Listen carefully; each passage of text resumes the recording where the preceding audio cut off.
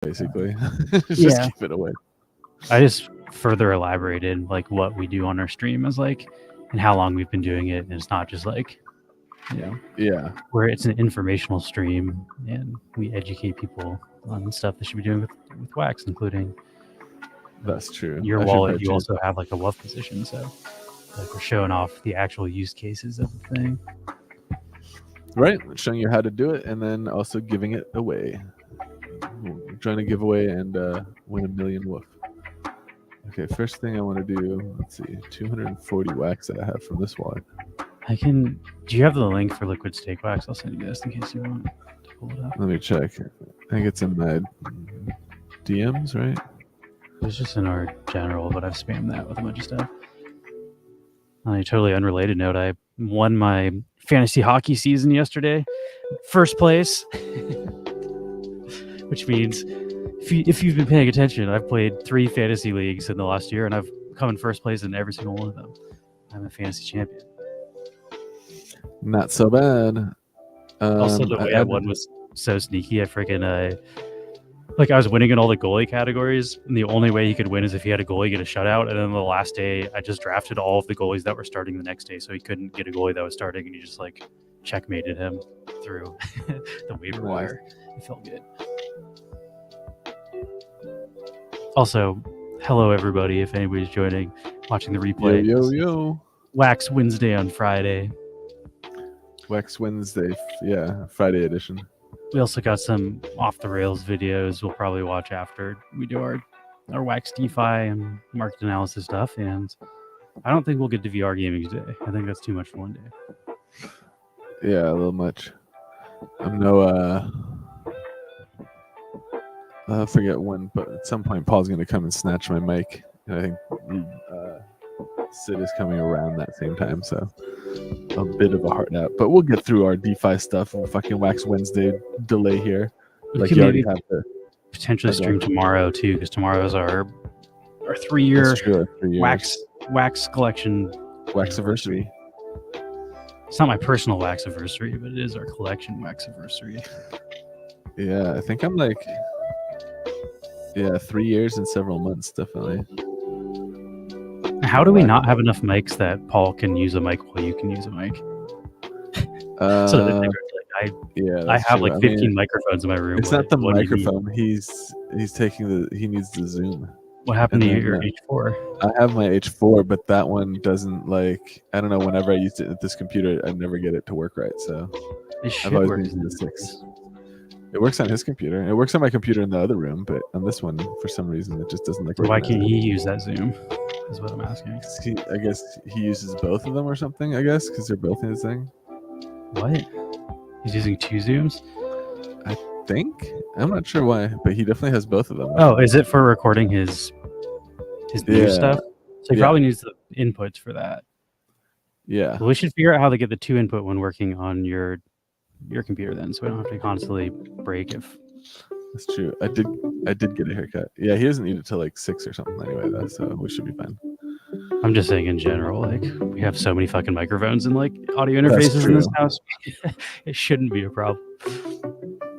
Let's see. LS. What's going on, Rowan Punks and Adequate Mass? I sent you the link. Oh, you already have it in the private chat. I think Paul got a haircut too, right? Didn't you guys get haircuts together? Yeah, we went and got haircuts. Paul also just got booked on a commercial. I don't know if it's NDA or not, so maybe I should just leave it at that. More details incoming when the commercial comes out, probably. Yeah, but it does shoot in Miami, so they're flying him to Miami on Sunday. Oh wow, yeah, that's pretty big. I don't think Paul's traveled for work before. It's a national commercial, and they put him up in like a hotel. It's like a 4-star hotel, like 1 block from the beach, from Miami Beach. It's crazy nice. It's like also like, you know, obviously the flights and the Ubers and all that shit is covered, and then it's like a $75 per day, like just for food, for like you go spend for whatever you want, a per diem. That's a lot of money for food daily. Like $75 isn't bad. And then of course it's fucking like nice for $75 a day. and then they pay a pretty good day rate and a buyout for the national spot, and then it's like every year if they use the commercial, you get another buyout. What did Pretty you good end get. up doing for your birthday yesterday? Did you say you're doing some sort of experience? Yeah, we went to it was like we went just like a shopping kind of thing. I was thinking of something else, and then we did like an what is it called, like a mini golf like place that was just for like it was like a castle with like multiple mini golf courses. We did like a middle of the day kind of like nonsense fuck around Was it arcade fun? kind of mini golf thing. It was fun. It's cool. We've done I that don't think before, like because that place is open till like midnight. So like I'll go play mini golf sometimes with Paul because like after 10 it's like $4 or something per person, or maybe like 8, maybe like 7, but under 10. And you can go play like 18 holes of mini golf for like $10 for the two of you at like 11 o'clock. And here in LA when it's like warm in the summer at night, that's a super fun thing to do. But that was fun. And then we went to like a sushi conveyor belt place where like you grab it off the belt and then you can like order on the little screen, and there's a secondary belt where they just like send you like specific ordered food rather than like the communal belt where everything's just coming by for everybody to grab. did you order any crazy sushi stuff? Let's see. There was we tried some of those like that I normally wouldn't get. It's like an egg in with like I don't know, like a quail egg with like fish eggs and stuff. I don't know. It was weird. It tasted very fishy and then had like the consistency of egg. So I'm it like the wasn't my least favorite. adventurous sushi person. I like the fucking I want a fucking salmon roll. I want the like white person Yeah, version of sushi. I my don't need the favorite was fucking like crazy stuff. it was like a crispy like tempura salmon roll. Like it was very like beginner sushi roll. I like the Like Philadelphia I roll with really like fucking that. cream cheese in it. Which I'm sure like a Yeah, Philadelphia roll is like blasphemy in Japan. They're probably like, wait, you're putting cream cheese on a freaking sushi roll? Like, what is wrong with you? And I'm like, I'm basic. I'm a basic bitch. I want my basic bitch sushi. I even like the like yeah, California rolls with like the imitation crab. Like that's fine yeah. to me. Right, same. And like yeah, I had some tempura stuff too. Yeah, there you go. You know what's up. Tempura anything for sure. Does tempura Fucking mean just fried or yeah, it's like this weird like it's like it's an a Asian batter, right? battering process. Yeah, where it's like a But very it essentially means you fluffy, like fry the batter, crispy right? batter. It's good. Yeah, it is. It's definitely like a deep fried something. And then of course like edamame and all that. And then for dinner we just like we're here. We had a Indian food. Had like a lamb tikka masala and garlic naan. That shit was bomb. And then played some VR escape room. Beat the next level. You guys have been doing a lot of that VR escape room lately. That escape room was fun, dude. We take turns like trying to solve the puzzles, and then we like get progressively further each time. And we made it through like I think 9 of them so far. So What's it they called? It's like also something you die, right? I expect you to die. It's called. It's like you're a spy and you're trying to like do these like spy infiltration tasks. And the one yesterday was fun. Like you're seated. It all takes place in a seated position, so you don't have to move around very much. So it's very like you know it's very approachable as a VR game for someone who's not super like comfortable like in VR, because when you start moving through space in VR it feels very disorienting. So just being stuck seated in a singular place I think is a very like good way to do it. But like yesterday the room was like you're seated in a like a private jet, and like you're trying to like basically from your seat you're like messing around with all this stuff, and you end up thwarting like a missile attack and rerouting the jet. And so it's like it's a continuation of this whole storyline. Each room is like Oh, that's cool. So it's progressing this not like just arc. like a bunch of random escape rooms. It's a Yeah, story that you're escaping through a bunch of stuff. yeah. Like there's like this main bad guy, and like so right now we're playing the game. It's I Expect You to Die 2. So we beat the first one, and the trajectory of the first one was like you start out kind of like investigating this guy's stuff in the first few levels, and then you find out his like master plan. Then you infiltrate his lair in like the second to last level, and then on the final level you're like on his like death ray laser in outer space, and you're trying to like disable it before, and then it ends with like if you successfully disable the laser it like explodes and you do end up just dying, or you assume that you do.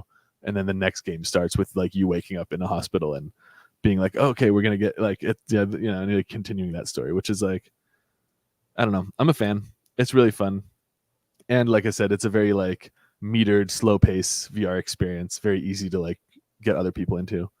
Like Sid's gonna come over later, and I was gonna show him that one. Like the first one might be a good one, where like you're stuck in a submarine and you're trying to like fix the submarine so that it, and you know, it's a very small sub, so everything's just like within reach from where you're seating. It's pretty cool. Roman Punk says tempura actually comes from the Oh, Portuguese, well, and they introduced it to Japan. I always associate it with Japanese. I also associate it with Japanese food. It's weird, like introduced it to Japan. We live together. I was going to ask you yesterday about what you did for your birthday because you told me before you left. I was like, I'm just going to wait until tomorrow so we can do it on stream. Got to save it for content. We just don't talk to each other at all in real life, and I just wait to discuss everything on air because that's content. That's funny. But yeah, I definitely. And then I like called and talked to my family a bunch. Like that was fun too. Birthday wishes, and yeah, played more with my VR thing. It was fun. When you turned 35, you said? Say again? You turned 35? Yeah. 35. Nice. Halfway through my 30s. Halfway to 70 now, right? Halfway to 70. That's good. Getting up there, yo. Isn't Mark's birthday pretty soon, or did that already happen? Yeah, Mark's is after mine. He's like April, I think 22nd or 3rd. We got a lot of neon birthdays happening. Yeah, a lot of April birthdays. I mean, I feel like because my birthday's in April, I just notice everybody else whose birthday's in April. So I'm like, oh, a lot of people have birthdays in April. But that's just... I just noticed it's you, and then it's Neon Space's 3-year wax anniversary, and then it's Mark. And Mark. So we got three Neon Space related ones all like a week. I think Mark's is the 22nd, just because I think it was something like mine is like 2 days before 420 and his is 2 after or something like that. I'll probably just look on Facebook. Facebook is usually how I get that information. Yeah, I haven't even looked at my Facebook. There's probably a bunch of like automated messages there from people being like, happy birthday. I'm never on Facebook though, so you know. I'm only on Facebook to try to find jobs, which I'm not currently doing because my back is still messed up. Yes. It's getting a little better though. Definitely like it's not just constant horrible pain like it was maybe like a month ago, but also like every once in a while I'll forget it's messed up and like I'll reach to grab the sugar with my left arm and then I'll just have like a really bad like spasm pain. I'm like, oh, that's still fucking It's not that good. My job is lifting a pole over my head, so if I can't lift sugar over my head, I don't think I'm gonna be able to lift a boom pole with a microphone on it for like 10 hours. Yeah, that kind of sucks. So I'm out of commission for work, but I don't know. It's nice to see progress and not just be like at like a level 5, 6 pain just 24 hours a day unless I'm heavily sedated with drugs. So it's nice to be like, oh, like every once in a while I forget that I'm in pain and then it comes back. But that's progress because it used to be just constant. I'd say so. I pulled up a Cratercraft here if anyone wants to join. We will be giving away 1 million woof. That's our giveaway. Just because it's fun to give away 1 million or something. I have no idea what 1 million woof is worth right now, but you can be a millionaire. I might never be a millionaire in fiat US dollars, but I'm certainly a millionaire in woof. And it's pretty much the same thing. Pretty much as good, right? Yeah. Let's see. I'll tell you what it's worth. 1 million woof. I'll tell you what it's worth in wax. It's worth. I can probably look 4. Wait. Yeah, like 4 wax. 3.9. That's not bad. 26 cents. 6. Right. 25 cents, it says. Yeah. 3.75750058 wax. Oh, weird. I'm getting 3.866. Also an Alcor. I wonder if we're doing different multi routes. So we're going through Keck Pool. Ah. 2.1% price impact seems a lot for a million. That's a lot for Woofy, yeah.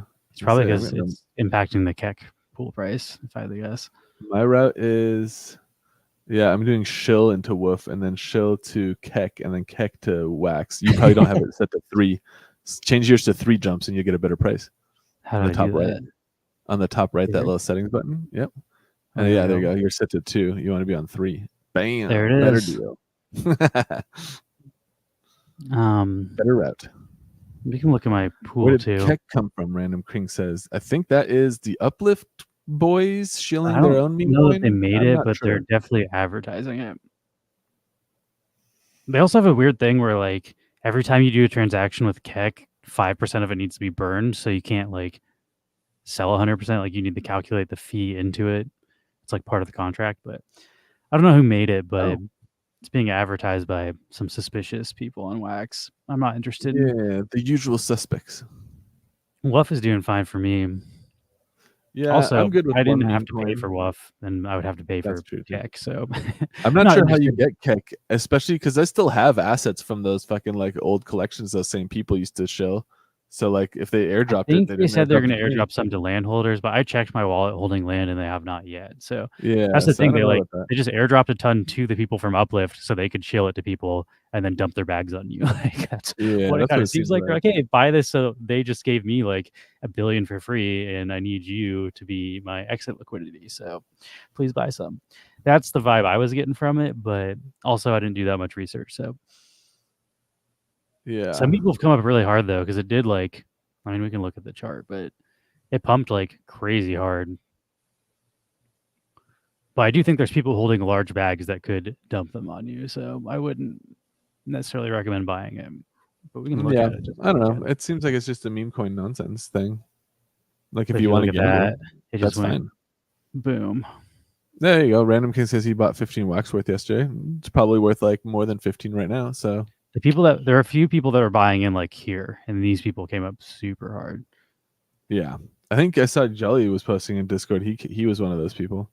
That's sort of how all this shit works too, though. If you can get in early enough and then exit early enough, it's like Yeah, it's the same thing as like the mining. that's kind of the games back key in too, the is day. exiting early enough. You know, getting in early is one thing, but like, can you exit when you're up that much? Like, are you willing to? That's how all those like Ponzi clickers on Wax. It's like it's the same thing, Yeah.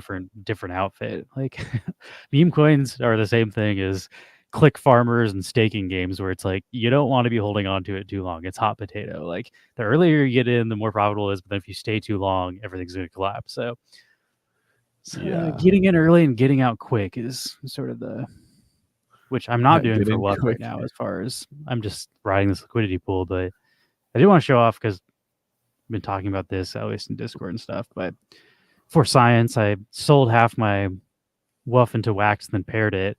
I'm currently up like, let me see if I can find. For science,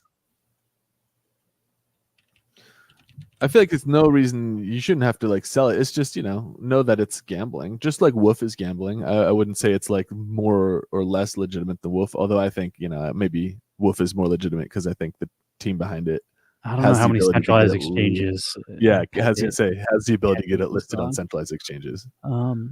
Yeah, so here's when I first entered. I had 5,238 wax and 2,300,000 woof. If you look now, I have 6,646 wax. So I've come up like 1,000 wax, and Yeah, I'm actually down on the woof side. And then the price is worth less because wax is worth considerably less. Wax was worth like close to 10 cents when this was happening. So the overall position is worth less just because crypto is worth How much less. was your total woof? How much was the total woof that you had? I'm curious to do the math. It would have and been see 2 if times whatever this is, 2,300,000,000. So I had like close to 5 billion. was it. I mean, on the woof side right now, 2,000,000,000. 304,733. 50. That's been doing pretty solid. And if you look at my fees, I've made almost 400 wax and then 160 million woof in just fees from sitting in this pool. And that's not counting the farm, because I'm also earning stuff for being in the farm, but the trading fees have been pretty decent. And I'm sort of riding this out. I want to wait until they make the bridge, because I think it's selling for more in Solana right now. So I think there's a chance when the bridge comes that it pumps a little bit more and there's more volume going back and forth from arbitrage. So I kind of want to wait until that before I exit. But at some point I am looking to exit this position. But for now, I'm just riding it out. Yeah. And I'm actually very surprised that Wolf is worth more than Wax. Like the fact that I'm getting more wax than Woof means Woof is outperforming wax price wise. So that's very surprising to me because I thought a utility token that runs an entire blockchain would, perform better than a meme coin. But here we are in crypto. I think on a long enough timeline it will, but yeah, in the short term, this is definitely like pumping. So I'm curious to see now if you had just held it was 2.3 billion Wolf, right? That you had initially in that pool. Yeah. So 2.3 billion Wolf today would sell for 8,400 wax, and you had 5,200 or something, 5,200 wax on the wax side. So you would today, if you had just sold half of your shit into wax and just like sat on that, it would be worth 13,600 wax total today. And so I'm curious, how does that compare to what the total pool is worth now? Let me go reopen it. Yeah, if you look at that tab again where it shows the pool, because it's like 6,000. I had copied and pasted it, so I don't have it open. I've got to go open it on another browser and then copy and paste it again. Give me one moment. Yeah, because I'm pretty it's just 2x whatever the wax is, right? Yeah, plus the fees. So yeah, that's the thing, because we're trying to get over 13,600. It'd be 12,000, 13,000 just from 13,000. So we need 600 more wax in order for you to break even compared to just holding. 400 right here, and then there's 160 million Woof, which I think would be more than. Which, let's see, 160. Which I can just look at the price here. That's worth more than 400 wax. So 160 million Woof, you would get 578 wax for. That, and I also have farm stuff. So this isn't taking into account any of the farm earnings I've done, which let me. Yeah, so that's that. So basically you're up, without accounting for the farm earnings, you're up about 380 wax compared to just selling half and sitting on all of it now. In the farm, I've made 12 million Woof, 18 honey, 62 spin, 264 nefty, and 6,000 Marcia. Damn. So 12 million Woof alone is another 45 wax. Yeah, I'm doing pretty good. Pretty good just sitting on this position. Haven't touched it. Just let it ride. You're probably up like 400, 450 wax compared to just having sold half of it into wax and then just kept that balance in your wallet. And of course, if you hadn't sold half of it, if you just sat on the entire balance, which would have been, what was it initially? It was like, that screenshot, it was like 400. Pull it up again. There's 2.2, right? So it'd be like almost 5 It's 2.3, so it'd be like 4.6 billion. Yeah, so then that would be once I also have I have like another 800 million that I didn't add to the pool. Like one of my wallets, I just was like, I'll just hold this for funsies because I want to be a billionaire, and I don't know if this token goes crazy. I need to hold enough to still say I'm a billionaire. That was 14. You would actually be up higher if you had just sat on the Wolf the whole time. So you'd probably be up. Not what I would have guessed, though, to be honest. Yeah. But not much. It looks like maybe like around 280 wax or so for just having sat on it. Because right now that would be worth like 1,000, like 1,600 wax. So you'd be up like. Brandon King says, question the wax/keg farm has a 549% APR. Still think we should exit early. I'm pretty sure Rock MTL, RCK MTL did like an experiment on that in our crypto channel. Let me see if I can read the. Okay, let me see if I can pull this up. I have to like DM somebody this to be able to host it. 517%. That's like 1.8% per day. So if the token KEK is losing more than 1.8% a day, then that's not gonna keep pace. Here we go. Open in browser. Okay, the results of my experiment with KEK and its seemingly attractive 580% plus Alcor farm. And a result that will shock absolutely no one here, including myself, we found it's not worth it. With KEK having a tax that's not on buys or sells like most tax tokens I've seen, but instead a 5% tax on transfers, it's simply untenable to do anything that's coin aside from holding it or possibly providing like about full range liquidity so you never have to adjust your range. Otherwise, Yeah. if trying to provide tighter, more useful liquidity, the tax just hits way too hard because it burns 5% of your tokens anytime you do anything with it. So if you're trying to adjust your position, 5% is gone. 5%'s a fucking ass load too. Even if you're Jesus trying to Christ. sell it, so like not only like Max is saying it has to be not losing 1%, well, you're losing 5% just if you try to sell it. So Oof. he said, I don't know otherwise, about that. if trying to provide tighter, more useful liquidity, the tax just hits way too hard when you need to close/open pool positions often as you would with a coin like this. I ran a tight and wide pool overnight, $200 between the two. The tight one I got more fees from when trading was busy, but it needed to be restarted twice. The wider one didn't get many fees at all. My farming rewards were coming in at a rate that would equal 14 billion over 24 hours. So I got about half of that in the time that I ran it. The end result, I broke almost exactly even. And I'm pretty sure the large price drop this morning only didn't ruin that because I was selling off my farming in fee rewarded KEK, about 30-ish mins at the start while the price was still going up steadily. KEK is definitely a coin that's mostly going to make the creators money as the pool for it is fairly shallow compared to other wax pair pools. It looks like most of Wax is aware of this at least, or just wants the other pools rewards more, I guess. I might keep holding a tiny amount just to see if anything interesting happens, but overall, I'm not a fan of tax coins as a whole. Definitely don't want to support one with this extractive of a design. They aren't the norm on Wax either, so I doubt this coin will ever hold a solid price for a substantial time. It's an insane tax, and for it to just burn is also kind of nuts. Generally speaking, a tax like that will pay into a project treasury that can then be used to like grow protocol owned liquidity value so that there's a baseline of liquidity that never gets removed, generally speaking. But I also am not a big fan of tax tokens.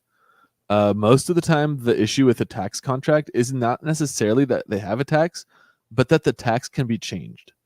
So like right now it's 5%, but it is, I would wager, and I haven't looked at the contract myself, but I would wager like more than 50% chance it's possible that that tax can be adjusted, and it could be adjusted to 100%. So like, you know, anytime you spend any of it, it could just burn all of it, you know, and at that point it's like, I don't know, like now I'm not just risking like the potential of the market conditions of this, but also the potential of the creator, you know, basically having rug pull vectors that don't exist in non-tax tokens. If you can change the maximum supply of a token on Wax, I'm pretty sure you can change the tax. Yeah, almost definitely. I would bet it's a more than 50% chance that you can adjust those contracts in a way that adjusts the tax to basically, you know, I'm not sure how, to what extent. On Maybe Wax, you could any even, token contract can be removed. yeah. So I don't know. That They kind are of stuff burning part bothers of it, I me. think. Random King. It bothers me, especially like, why would I want to get involved in something that isn't immutable with such a drastic tax? Like, it doesn't seem sustainable to me, and I feel like more likely than not they're going to change the tax at some point, and then I'll be the sucker who paid a 5% tax. I don't know. None of that computes for me, but like I said, I think it's fun to speculate, and it could be a fun gamble, and it clearly is like pumping. So there's not any problem with like jumping in, you know, to a pump while it's pumping. Talked about. They have a website with like a white paper and stuff, which I have not read. So I do think that a portion of that burn goes to DeFi rewards, and I think they just burn an actual portion of it. Like I think Cat with Hat has like a treasury wallet that gets paid. It doesn't just burn. Like normally, I mean on EVM chains anyway, when you burn tokens, you just send them to the wallet 0x000000000000 dead. And that's burning it. You're just sending it to a wallet that nobody has the keys to. And It looks like I did not get an airdrop of KEK. I'll check my other wallet.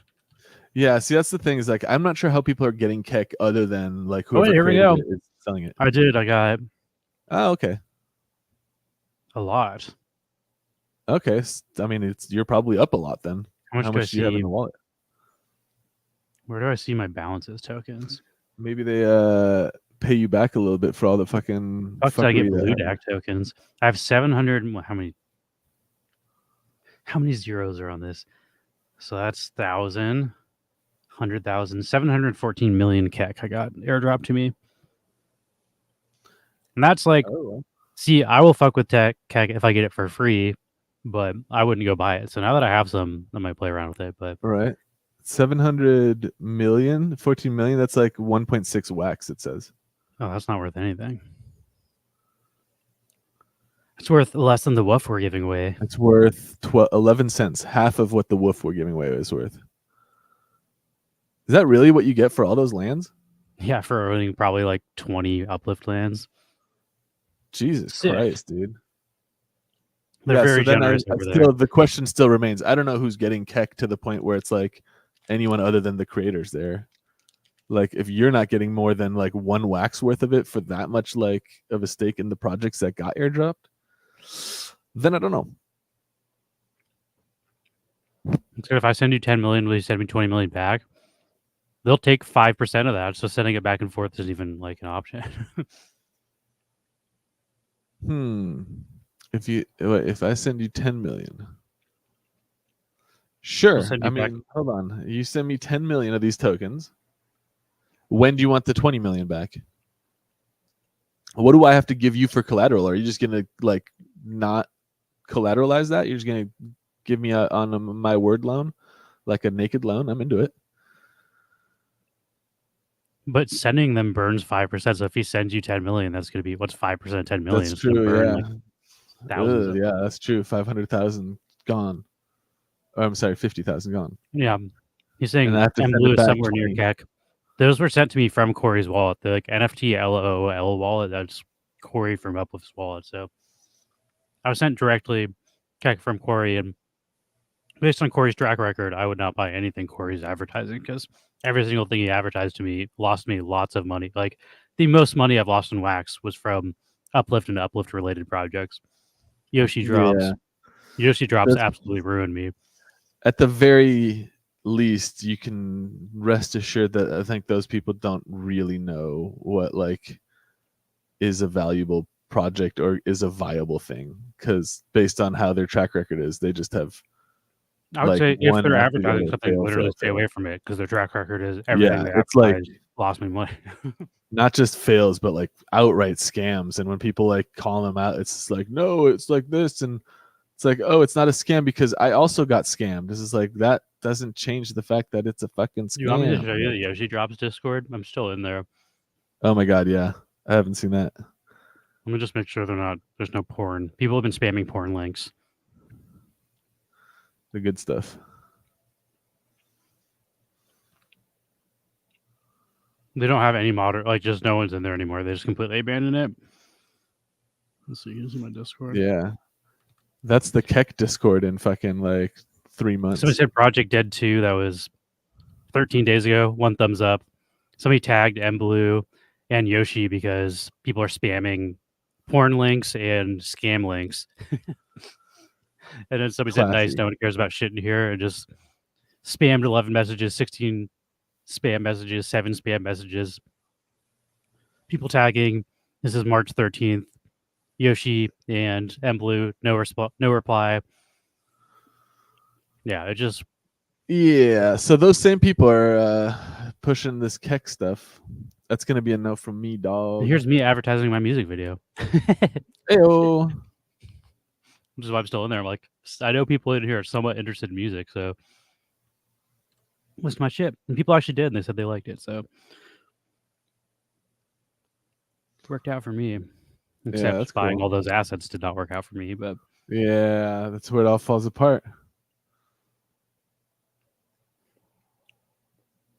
Yeah, I think MBlue is honestly completely fucked off from wax, though. I don't think MBlue is involved with Keck. I think MBlue is abandoned wax entirely. I think Corey is still around, but I think so too. I also don't trust Corey's track record on stuff. As much as I don't know that Corey is like intentionally malicious, I just stay away from him because he just like has the Midas touch of getting people rug pulled. He also like kind of abandoned Uplift. He's doing something called Meta now, where he does like AI generated artwork drops every day, and like I don't know, he just like can't focus on one thing and keeps launching new things, and they all fail. So yeah, he was also that's kind of like the did, take I got from all of this stuff. Like I should have seen it like much earlier on. I would have done much better with it. Is that like they were good at launching shit. and They also building did hype. Blue DAC was Corey. Corey also Yeah. took over developing Blue DAC. Somebody else can let me know how Blue Kind of DAC's going, developer. but he was like, oh, like I'm going to take over as the head developer. Then I think he just abandoned it. So like Corey's track record of launching things and then just kind of like not following through is almost 100% at this point. Yeah. Exactly. So it's like, I don't know, if he's launching something, I guess maybe, you know, if you want to gamble with it in the early days and then get the fuck out. Because My he's gonna opinion is launch if you something like a new. meme coin on Wax, pick the meme coin that is listed on several centralized exchanges Yes. and is on multiple blockchains. Like it's a far more legitimate. Look at the top. Look I'll at the pick the top one. tokens on Wax. I would say it's like TLM. What does TLM have? It's listed on Binance. It's on BSC. I would Yep. say It's on Wombat. What does KuCoin too. Wombat have? Wombat's on Polygon.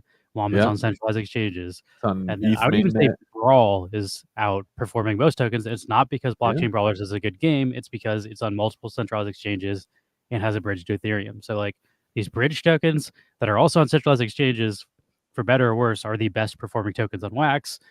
I don't think Keck is going to be listed on a centralized exchange anytime soon with its 5% burn thing that an exchange would never agree Yeah, to. I'd rather trade a meme token that when I send it to my exchange wallet to trade it into cash, I'm not losing 10%. 5 to send it to the exchange and 5 to list it for fucking sale. That's insane. And I don't know, I'm not even recommending you buy Woof, but I'm just saying if you're looking into meme coins on Wax, I would say one is far more like legitimate than the other. And at least I think has a better shot at having any sort of long-term value, because the track record of the long-term value tokens on Wax are the ones I just listed that have been around for a while, and it's because they have multi-chain and centralized exchange liquidity.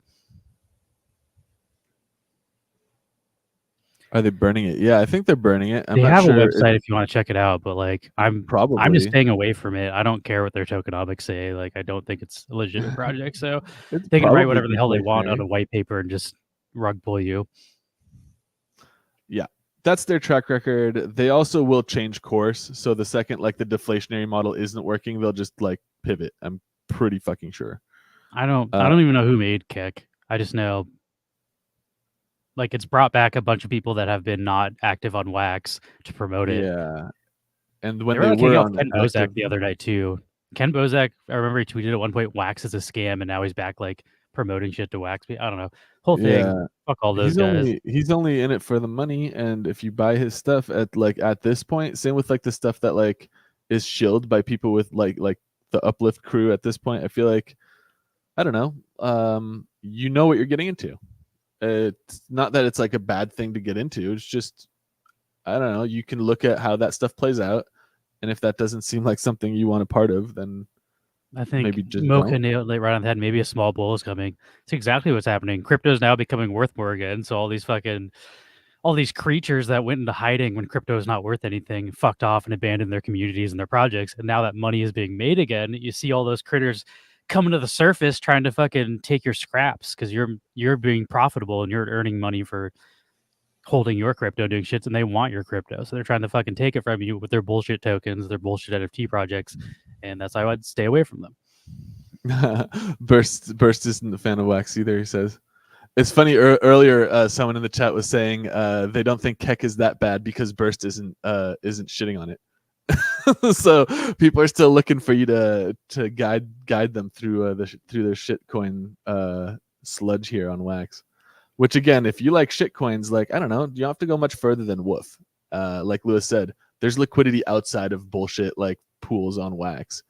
You can go onto a centralized exchange. There's like that is utility, I suppose, like to move between blockchains. That's utility you don't see in most of these other coins. And then again, if you have a token with like aggressive tax tokenomics like that, nobody serious is going to be interested in that. At least in my experience. I don't know. Maybe I'm wrong, but I'll be wrong from the sidelines, and I'll watch other people make it big, and I'll be happy for them. This is when we need a lending protocol in Wax so we could short the fuck out of Woof. That's exactly, yeah. And I feel like that's not a bad like pivot into like what we want to do for Tech Talk today with what Alcor's talking about releasing. Let's do a giveaway first. We've been ranting for 40 minutes. Yeah, that's true. We're gonna give away 1 million Woof. And yeah, I did sign up for the the free woof form. Hopefully, they'll send us some. We're giving away the woof that we got For in our sure, baby. We'll be giving away woof even if we don't get the woof. The from them, woof 'cause we're we giving got away right airdropped now them. is from our company wallet, because our company wallet, we stake to be able to do transactions to mint NFTs and airdrop people stuff.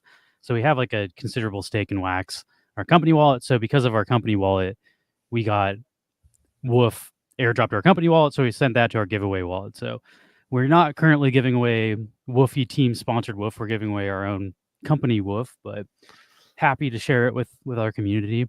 And we're hoping that they will give us some extra to give away. And then we might still, if they do, we might start doing more than a million per giveaway. But for now, we're doing 1 million. Yeah, we got airdropped a good amount. We had 10,000 Wax stakes. So we got airdropped like 700 million or some shit. We got enough to give away 1 million at least. Yeah, we give away a couple million every day. But let's go. Yeah. Last call, exclamation point neon in your Wax wallet. If you have to join, then we're gonna look at liquid stake Wax on Alcor, which so there's some actual shit that's coming up with Alcor that I'm more excited about than Keck. What was that one called again? Keck. Keck is also such a fucking like. It's a bad name too. I mean, if you don't know the history of Keck is LOL, but when you're playing World of Warcraft, if the orcs say LOL and you're in alliance, it shows on the screen as a different language, and Keck is LOL in Orcish when you're on alliance. So like, it's such a fucking like video game. That's nerd fun, I guess. Thing. Yeah, that's a fun little like meme niche. I know that because I used to play fucking World of Warcraft and I know had that alliance characters, and I would see them saying that shit in Warsong Gulch. They'd steal the flag from me, they'd capture the flag, and then they'd Keck all over my fucking face. Okay, so that's kind of fun, but for me, it's the tax that keeps me away. Zog. Another. I think that's a peon one. Zog. What you me doing? I think you said that too. All right, let's do this giveaway, and then let's look at liquid stake. Yeah, but yeah, I think Alcor was talking about potentially making some. I mean, cryptically talking about potentially. I couldn't tell if they're saying like if that exists in the future or we're working on that in the future. Is unclear, but it's at least written in the description of what you could do with it in the future.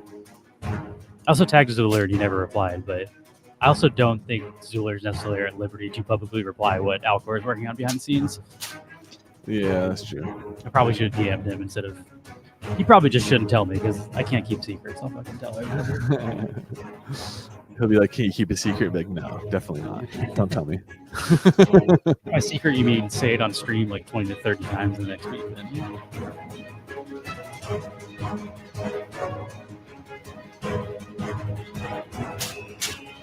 Look at that grub blood. I'm definitely surprised though. I mean, both Max and I were like, just probably sell most of our WUF early, just exit because it's probably going to tank, and it's actually outperformed Wax. Yeah, it's doing good. I feel like they did catch like a decent like timing. Oh, fat boy. Also, Wax has just not been performing super well. Yeah, I feel like they did catch a nice timing though with like the Memecoin like craze on Solana for their launch, and then they have like that. I don't know, just like it's a decent timing right now, especially like looking at the market.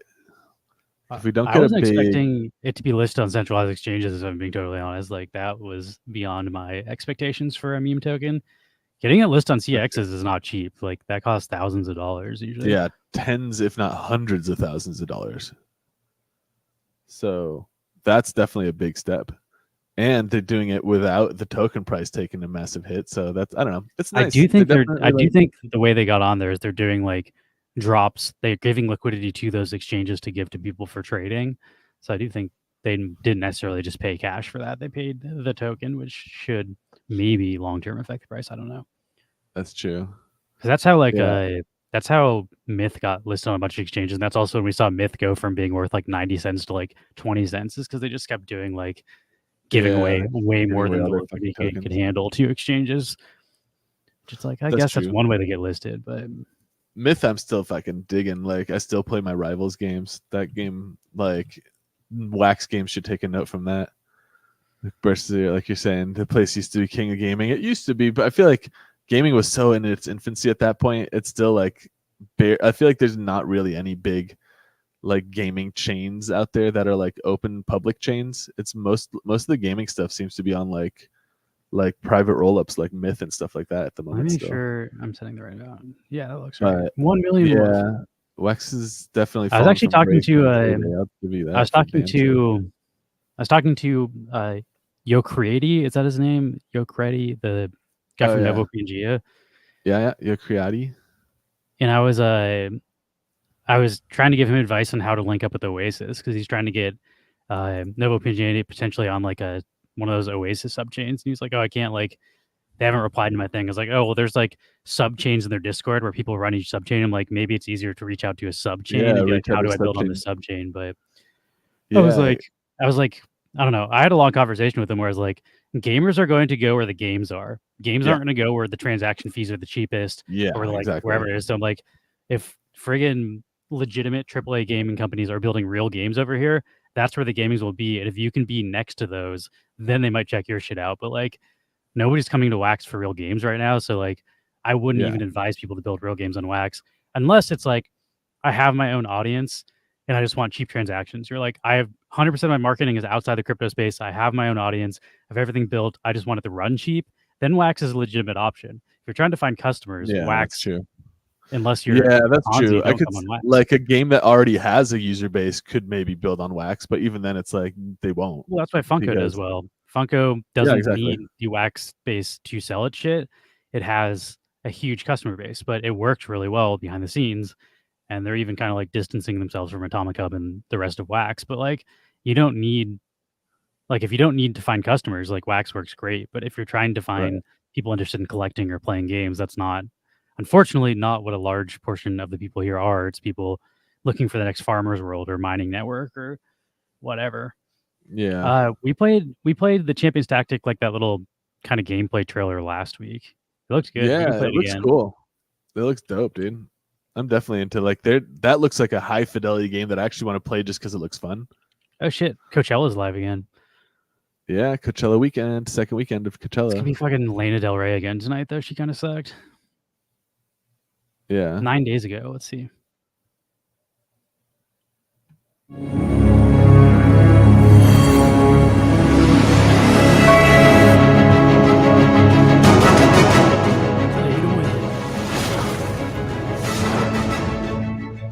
Yeah, and then those guys are like your little NFT guys. That's super cool.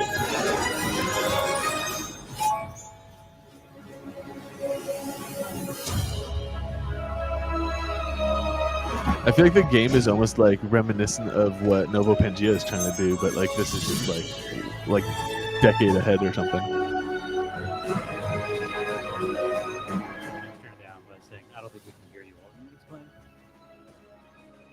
I was saying, I posted this in first chapter, but it looks like Mage Knight. You have a bunch of Mage Knight. Yeah, like Mage Knight or HeroClix or any of those like tabletop games. This definitely has that vibe. Even the way the faces look reminds me of Mage. The way that the guy just like shattered too is super dope. The animations and stuff is fun. Yeah, it's an Ubisoft game, tactical RPG, and this is being built on the Oasis blockchain, which I told Wax to reach out to Oasis. Had to have been 2 years ago. Like I hit up Larcy. I was like, Larcy, you need to tell Wax.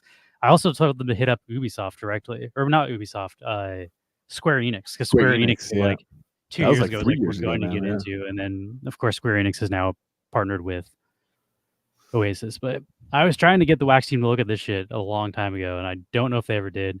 I could never tell if like I would tell Larcy these things, and I don't know if she like told them and they didn't listen or didn't, but like sort of felt like I was yelling into a void a lot of the time. Like, go check this shit out. But I sort of had my finger on the pulse on that one. Yeah, you did. We were talking about that back before any of this shit launched on Oasis. Is like, hey, these people are partnering with real game developers. They're gonna have real games. And guess what comes with real games? Fucking real gamers, audiences that want games and that will look for indie games. I think Myth is also doing like Myth is definitely mobile right now, but like the fact that they have their own marketplace and like you'll be able to toggle between the games, like people will already be like, oh, I bought the Rivals shit. If like when Blankos launches on mobile, they're like, I already have this digital currency. Even if you don't understand crypto, they're like, I have the money from selling my Rivals card. I can buy some shit in this other game. Like, I think it's going to be like a lot of cross pollination going on. So like getting the real gamers to show up is the hard part. So I think Myth is doing good. I think Oasis is doing good. Polygon's got some decent games. Polygon, I also think, kind of suffers from the like Web3 developers who made a bunch of money trying to develop games, but they're not real game developers. Like they've spent like 3 years building like tech demos. Like a lot of the stuff that is like the biggest thing in Polygon. I'm like, where's the fun core gameplay loop? Like you're not someone that understands how to build a game. You're someone that was paid way too much money in crypto to figure out how to design a game. But like, I don't know. Right. I think a lot of crypto games suffer from that, where they're like, they're not based around the gameplay. They're based around like the token or farming the token. That's like the game that is coming to Wax, or who fucking knows if it's still coming to Wax. That was made by the like. They also tried to use Ubisoft as like a big name, but they were like part of an incubator program through Ubisoft. It's not even associated with Ubisoft directly. Oh yeah. But that whole game is like an RPG where you just farm tokens, and I'm just like, this game's probably gonna suck because they talk about the tokenomics more than the gameplay. Like, and they have a white paper and shit. Like, how many times have you read a white paper for a game? Like, when you download Grand Theft Auto, do you have to read a white paper for it first? Like, that's not how fucking video games work. Like, it's the gameplay should speak above, and if anything, they should have a bunch of documentation on the gameplay, not about how the tokenomics within the gameplay are gonna work. Like, developing it around tokenomics first and gameplay second is like never going to succeed, in my opinion. Yeah, I kind of agree with that. Let's see. Oh, you're giving away one to the dingers. I have a dinger. Let's go. All right, we're going to do another giveaway, but I think Max wants to talk about Liquid Stake Wax before we get too off the rails. Let's see. I just want to see the last comments. IMX. Oh yeah, here. Oh, nice. You have that pulled up too. Or do you want to pull it up? I can pull your screen up. I have it open somewhere, don't I? Does anybody remember instruction manuals back on like Sega Genesis? In the back page, they used to have codes.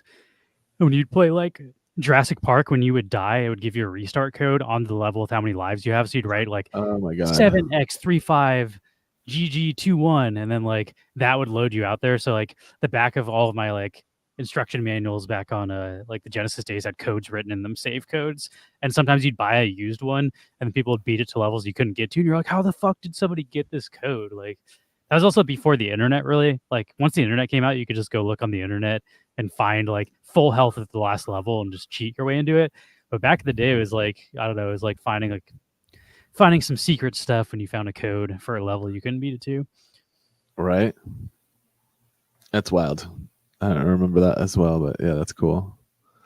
Let's see. Oh, like last of these comments, IMX popping off a bit. KY saying, yeah, IMX, I saw. There's also like actual gaming happening on IMX, but that also happens because, you know, in part because they put like $900 million worth of seed funding into those game developers.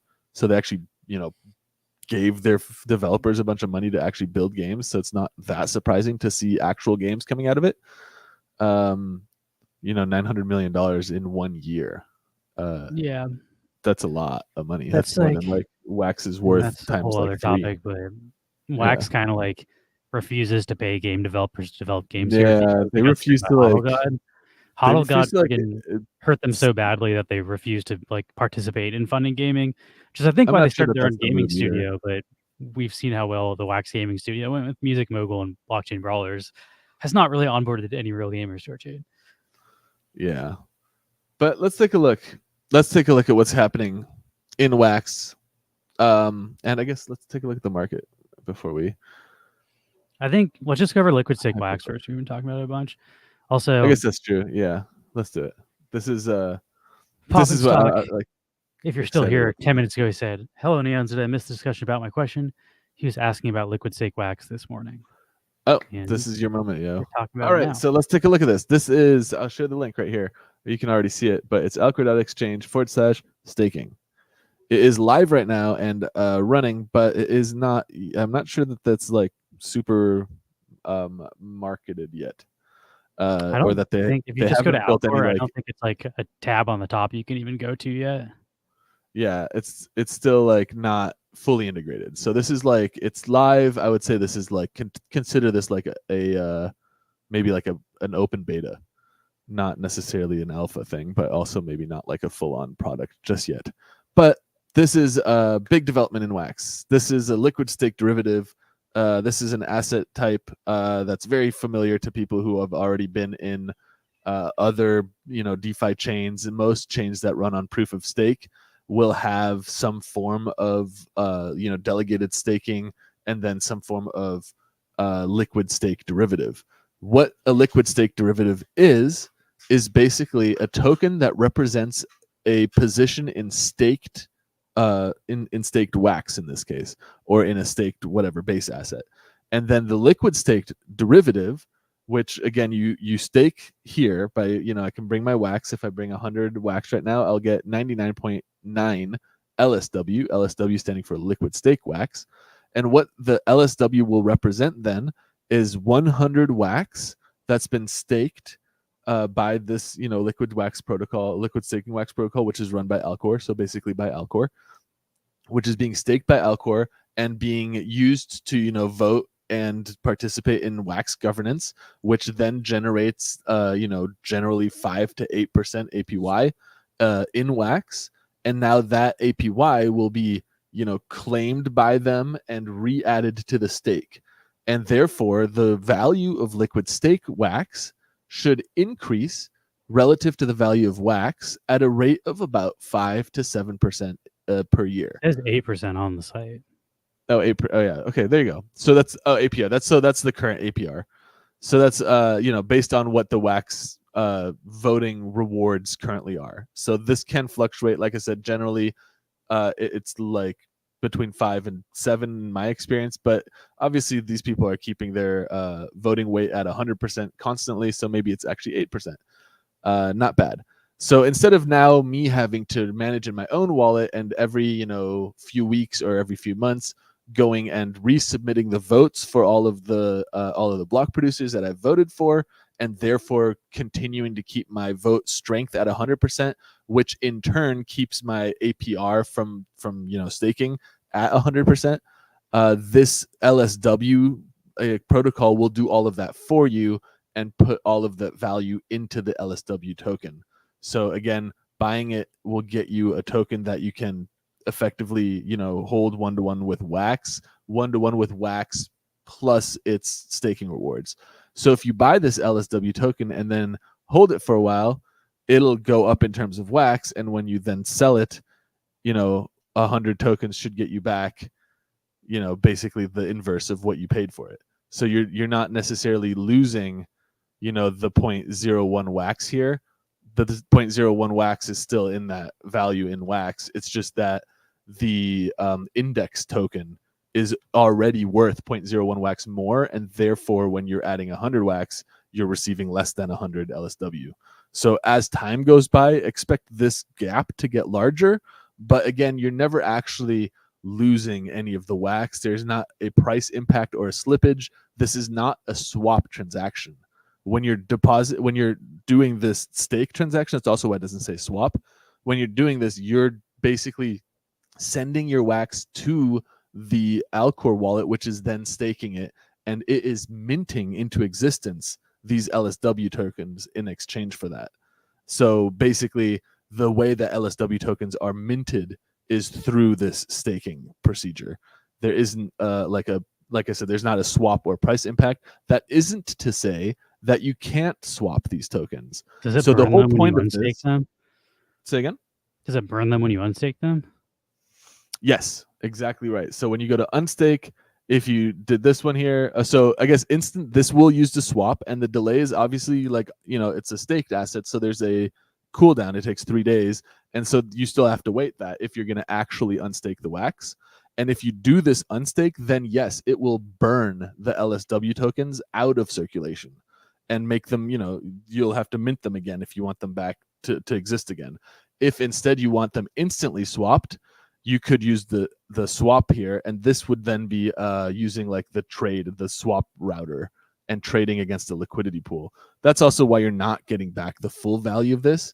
And so there's going to always be, this is relatively wide right now because it's in an early beta kind of phase, but there will usually be a slight premium that you're paying to do an instant swap. For example, with on Ethereum, the staking derivative there is maintained by the Lido protocol, and it's called ST-ETH, and then you would stake ST-ETH to earn the stake rewards of staking ETH. and then they have another asset that represents, like in this case, LS liquid staked wax, where the actual derivative is already earning the staking rewards. So on Ethereum, that would be called WST ETH, which is wrapped staked ETH, which that blah blah blah blah blah blah. Either way, the reason I'm saying all that is that generally speaking, you can also unstake ETH. It takes, the time it takes to unstake Ethereum, which is, I think at this point, like 16 days for the Lido protocol, or you can just swap it on Uniswap or something. And generally, there is a very slight discount between, swapping it on Uniswap or actually waiting the vesting term to unstake. And so that's the same here. So when we're doing an instant swap here, you're going to be paying a slight premium. And then the whole point of all of this is, which maybe they have it written down here. So let's see how let's see. I just was saying off the top of my head from understanding liquid stake derivatives. Let's see how Alcor puts it. So what is wax? It's liquid staked wax. LSW offers liquid staking solution for wax. By staking your wax coins with Alcor DEX, you receive on-chain representation of your stake position as LSW. This allows you to participate in DeFi activity while maximizing earning wax DeFi APR rewards. So that's basically what I was saying. It's an indexed representation of staked wax. And the last sentence here is kind of like the reason why you want that is, generally speaking, you have like an option of what to do with your wax when you have wax in your wallet. That is, you can stake it and earn an APR, or you can put it into a liquidity pool, or you can buy NFTs with it, or.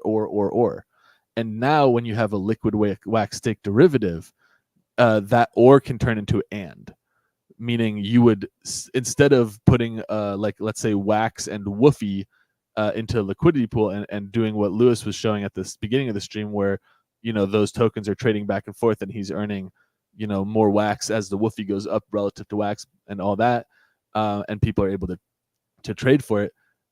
Now with a liquid stake derivative like this, you could create a pool LSW and woofy, and then you could earn staking rewards and participate in the liquidity pool at the same time.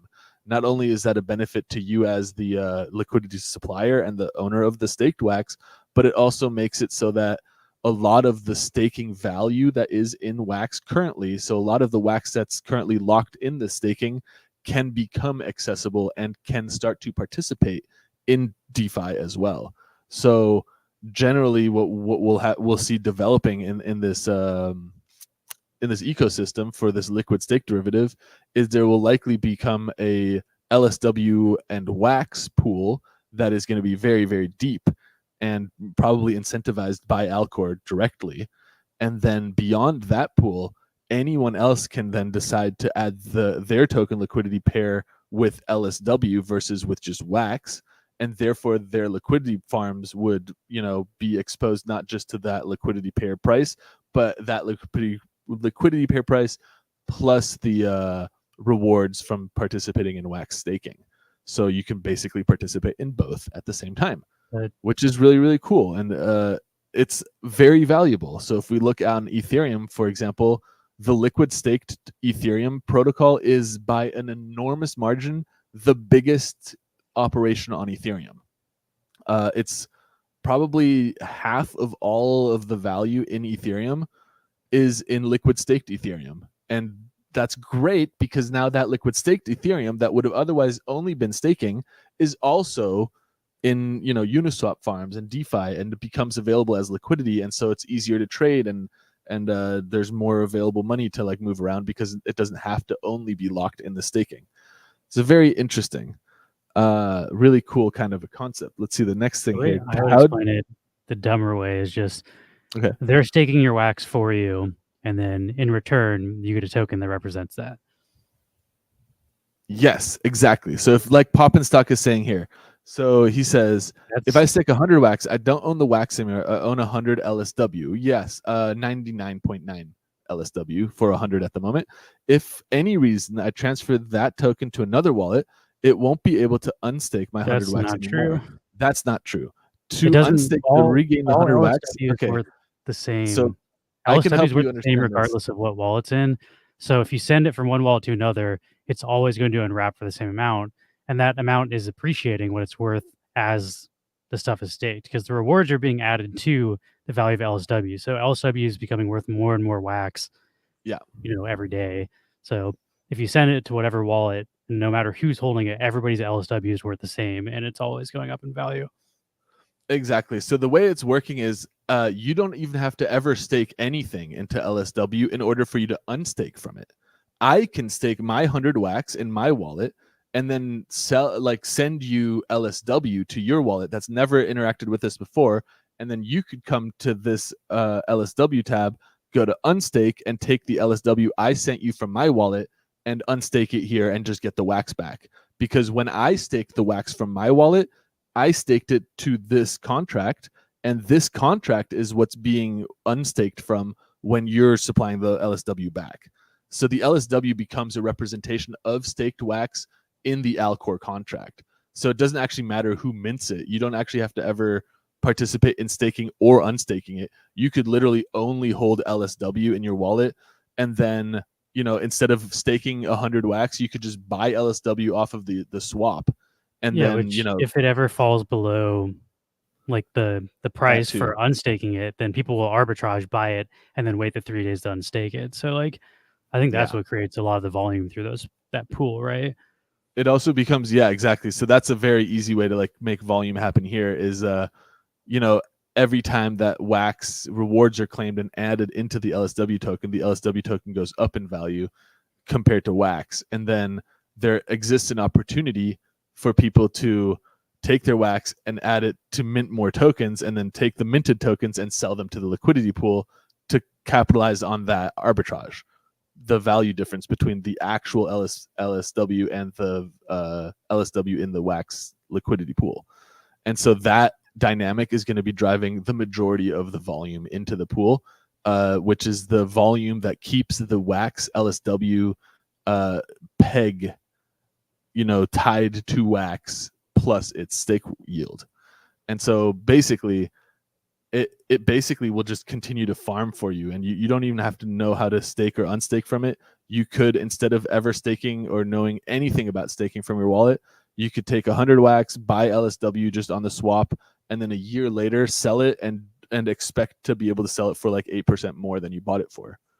And that's like as easy as it can be. Let's see what else they have to say about it. How does it compare to staking individually? Okay, cool. They have a little like breakdown for that. Alcor handles voting and restaking on your behalf of users, ensuring maximum APR while also providing the liquid stake token that can be used in various DeFi activities, including spot farms and possibly upcoming lending borrowing. Ooh. I think also to circle back, why it's 8% is because they're compounding. Yes. So 8%, this is APR right now. So this is in real time. So they're not even assuming compounding with that. They're just getting 8% on their stake. That might just be the current wax yield. Well, then doesn't that mean where they're saying they vote and restake on behalf of users? That means compounding. Yeah, that's true. So this, if you're looking for what your compounding rate would be, this would probably be higher than 8%. So this is probably more like 10 or 11% in a year. Because they are going to be recompounding, and then if this stays 8% APR, then now all of the rewards are also earning 8% APR, and so the APY then would be higher than 8%, which is kind of great. Well, what if it's 5% and then it's 8% because it's compounding? That could be, but then this should say APY. So if that's what they're, I don't know if that's even live calculating though. 8% is a very clean number for like what that should be. 8% is pretty high, yeah, too. But yeah, I'm not sure if it's also not like live published yet, so maybe that's just like a that's true. number. Yeah. And here you can see how much like balance there's, and I bet they're going to do some kind of like analytics page too, where you can actually like see the on-chain wallets that hold the voting shares, so 800K is a decent amount to have locked right now, though. That's a lot of wax, yeah. So it's cooking. Let's see. Wallets participating in the protocol will be taken into account for airdrops. Oh wow, from partner projects. Oh, that's cool. I don't know about that. That's fucking even cooler than just the fact that like, yeah, it basically is the same as staking on your own, but it automatically like keeps your rate at 100%. So if you stake by yourself and you let your rate or your weight fall below 100%, then this might actually be a better solution. And then apparently on top of that, it's also going to get you some sort of airdrops, which is fun. And I don't want to gloss over this. possibly upcoming lending and borrowing. That is huge. If Alcor is going to be adding some type of money market to their offerings here for what this what this DEX currently has, I would be very, very happy about that. And then what liquid staked wax would then allow you to do is basically stake your wax as LSW. So liquid stake your wax, supply it to a money market, and then borrow against it, which is really cool. So if you think wax is going to keep going up, you could take liquid stake wax, borrow USDT from a money market against your liquid stake wax, and then buy more liquid stake wax with it, and basically leverage yourself long, which is really cool. And also like the main thing that people do with liquid stake derivatives is use them as collateral in DeFi loans.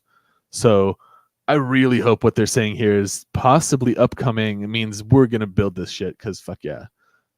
This is really cool. If somebody else builds it, someone else might be building it. Yeah. Hey, maybe Wax on Edge has a money market attached to it someday. I don't know. They might just be saying it's possible for somebody else to develop that, and we're not developing it at all. We don't know. Yeah. So don't get your hopes up too high. I want my hopes to be up, but this is a fun tease. And then I do like this. There's the, just by holding LSP or LSW wax in your wallet, apparently it qualify you for additional airdrops. I do wonder, though, does that qualify if you next step supply liquidity to the wax LSW pool? Would you still qualify for the airdrops, or that's something I'd be interested in? Yeah, they need to clarify that one. So not sure about that either, but probably at Zuler get that information. The first thing I did with my wallet was here, drop it right into the pool. Liquid staked wax. If I go to pool, there it is. I made a 5% range in both directions. And look, you have 20% of the pool. I have 21% of the pool right now, and that's that was 200 wax. So it's still, like I said, it's very much like open beta days. Like if you see this like stair step kind of pattern here, I'm the chunk on the top. I'm just 5 and 5. But this is an easy pool to farm in a tight range, because why would it fluctuate more than 5%? And if it does, I wanna buy on that side anyway. And then the other thing you could do is, like Lewis was saying, this token, if it depegs, it's most likely to depeg below 1 wax, and then there exists arbitrage opportunities to basically close that gap, effectively within 3 days, because then that's how long it takes to actually just unstake the wax and close the gap. And so if you came to like the spot market, you could pretty confidently set LW or LSW. Oh, it's not even, they haven't made a spot market yet, but you could very comfortably set like spot buy orders at 1 wax, and that way, if ever there was a depeg or there is a run on liquid stake wax, and you're not like caring to like immediately sell out during a activity like that, then you could basically buy a bunch of liquid stake wax at 1-to-1 with wax and get all the rewards for free, if those orders ever fill. So I imagine we will see a spot market for that once this goes out of closed beta or open beta or whatever this is. Next thing down here, how's the exchange rate between LSW and wax calculated? When a user stakes wax as it deposits into the Alcor staking contract, yep, just as we thought. The contract calculates the amount of LSW to mint based on the current exchange rate of wax. It then mints the LSW and credits it to the user's account, which can be used across the DeFi platforms. Yes. The formula considers the total native wax staked plus rewards against the total liquid stake wax minted. What happens? So it doesn't tell you what the formula is, but it's basically kind of how we already expected this to work. So maybe there's a more detailed document that actually has the math behind it. I'm sure that math exists somewhere. It is on change. So, and Wapaka is saying no, we'll not have a money market, but DeFi Box could. Yeah, you know what? DeFi Box has a money market on EOS. It shouldn't be that hard to copy that shit over. But what do I know? DeFi Box hasn't updated anything on wax for like 2 years. Yeah. Once it gets pool liquidity, I'll degen in. Depeg in both ways.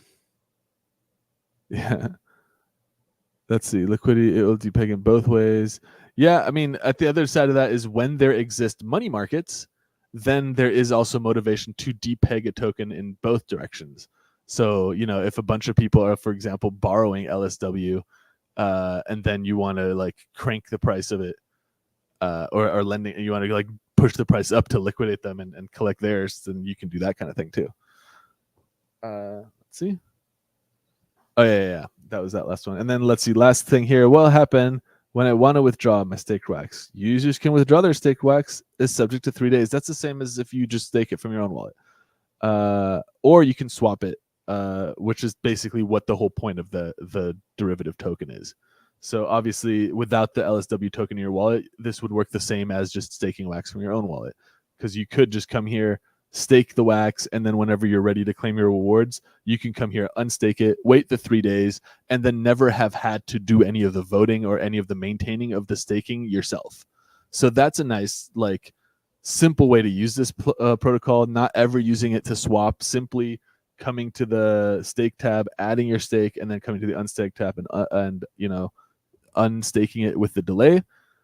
That's pretty straightforward and very much like, staking but on autopilot. And then obviously the token makes the position that you do stake this way, makes that a transferable asset, and now you can trade that liquid stake position with other people and, like they say, use it in DeFi. So this is really fucking cool. I'm excited that they're building this. I'm excited that Alcor's behind it too.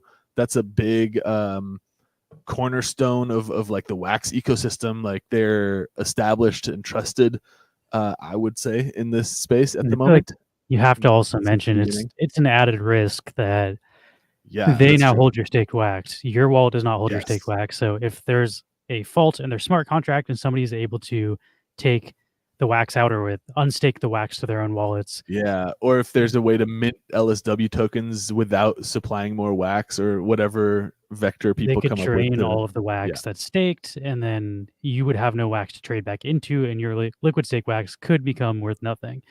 And again, Alcor is trustworthy. They've had no faulty contracts.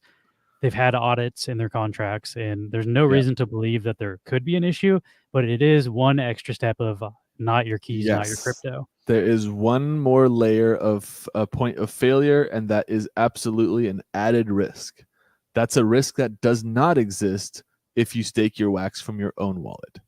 So yes, you are entering into like a kind of a trust relationship here, trusting essentially that Alcor is able to maintain the custody of these contracts and the integrity and the solvency of this protocol, which effectively the protocol solvency should never come into question, because it isn't really that dynamic of an equation. Like, again, I wish they would tell you what the formula is for how it computes the price, but those formulas are pretty straightforward. This is more live.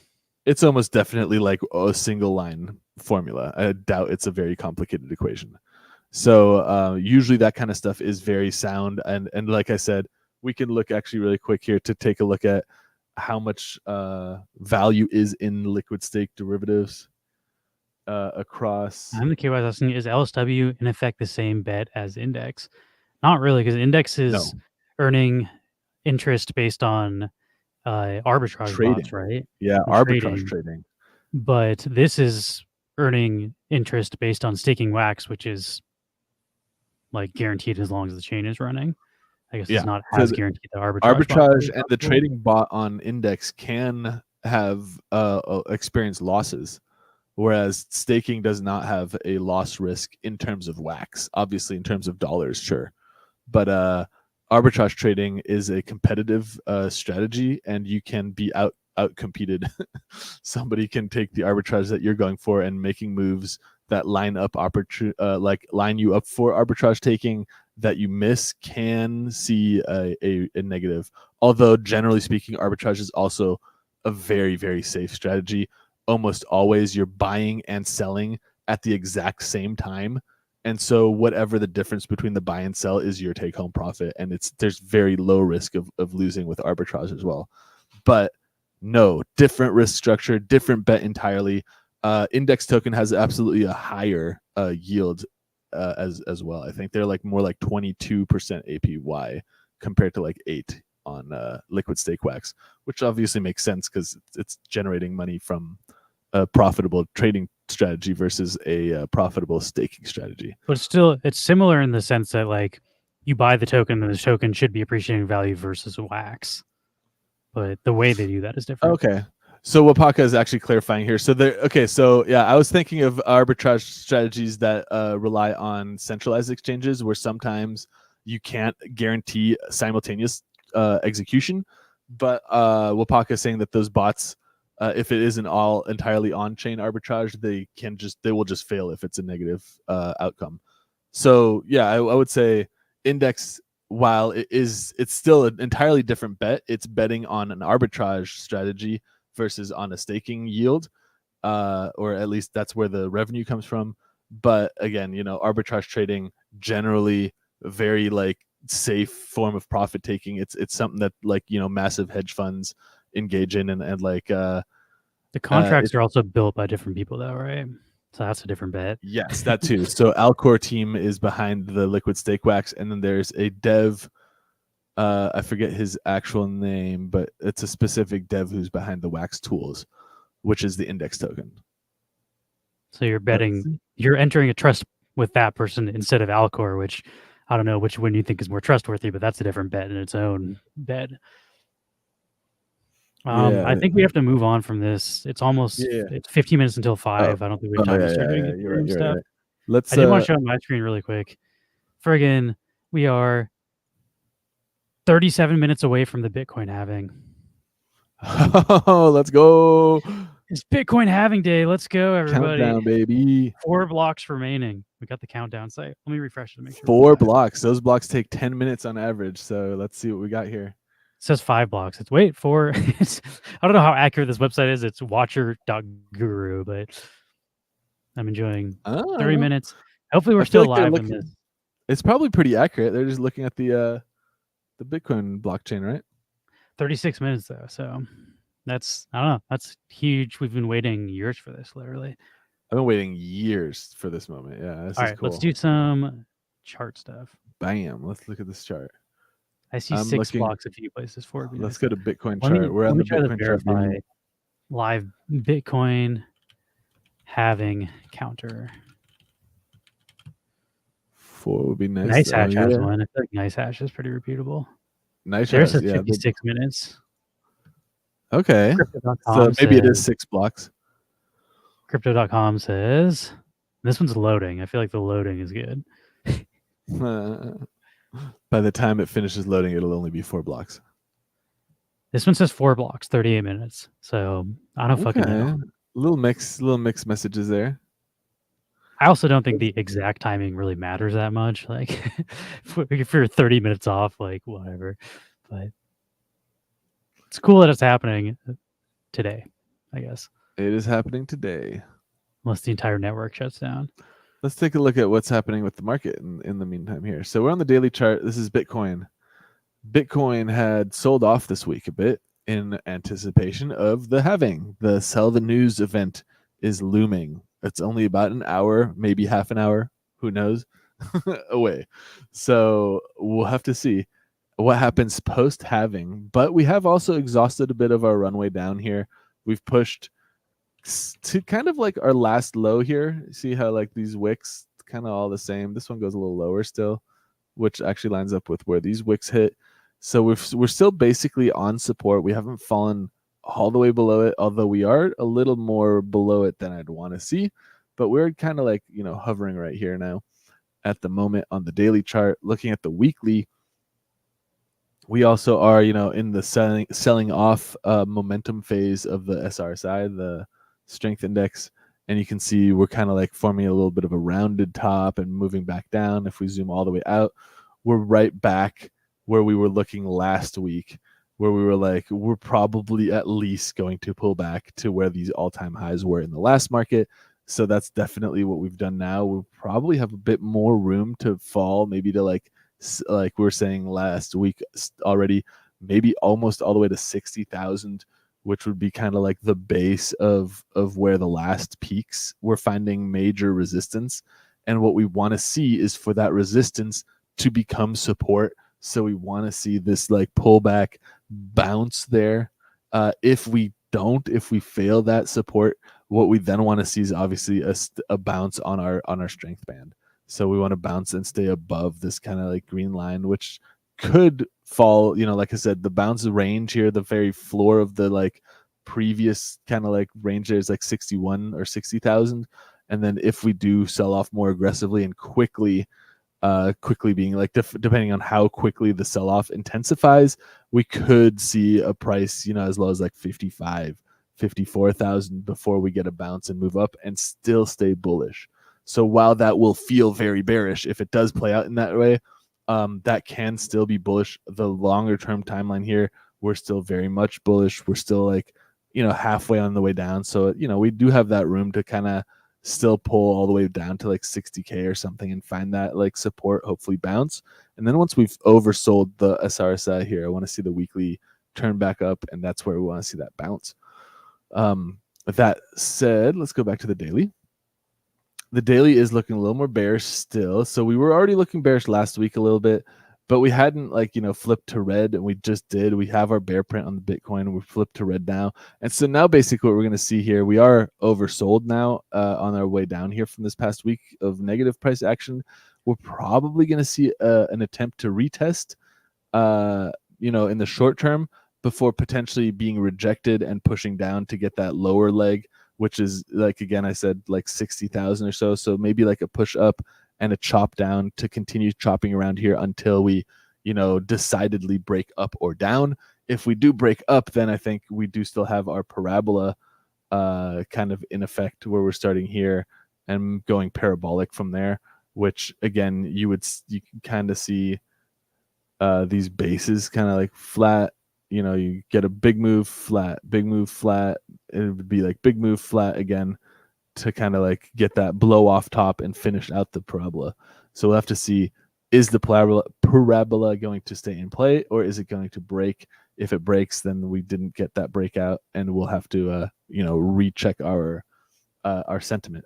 Most likely, I think what we're going to see is in the wake here of the halving today and this week, we'll probably see the market continue to chop around, depending on how obviously like the like general equity markets do in the coming weeks, especially in light of all the unrest in the world, especially like the Middle East and the situation in Israel, causing people a lot of uncertainty. And uncertainty is obviously never like the bull market companion, as I guess analytically as I can put that.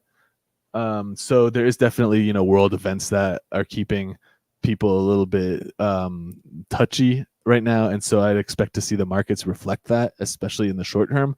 But I do think we are still very much in a bullish sentiment here. The weekly chart looks very good still. We're barely making new all-time highs, while the stock markets have been flying off the handle with that kind of like activity. Let's see, like the SPY, for example. This being the previous all-time high, and we pulled aggressively back. Today was a very red day in stocks too, which obviously is going to also resonate in the crypto market. So we're having a little bit less of a big push here, just because what is it called? Equities are also kind of like scared a little bit at the moment. Scared might be the wrong word. Uncertain. The uncertainty in the world is causing uncertainty in the markets.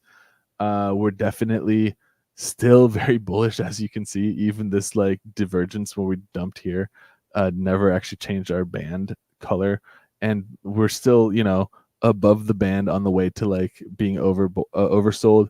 So again, probably similarly selling off a little bit further into this end of the, or into next week, midweek or so, before probably finding support and bouncing up again, depending how the rest of the like how the rest of the world news plays out. Normally I don't like to give too much stock to world news, and I pay most of my attention on the chart, but obviously when there's major developments in like the world stage, then that does have a bit of a bearing on things. It's not so much like Elon Musk tweeted about Dogecoin, but like two nation states waging war is a little bit more of a market moving event.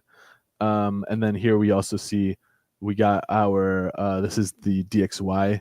So you can see here, this is the weekly on the DXY. This is the dollar's strength. So the US dollar has been gaining strength quite a bit in light of this kind of uncertainty that is expected as equity markets are shaking out and people are looking for more safe places for longer term investments of their money.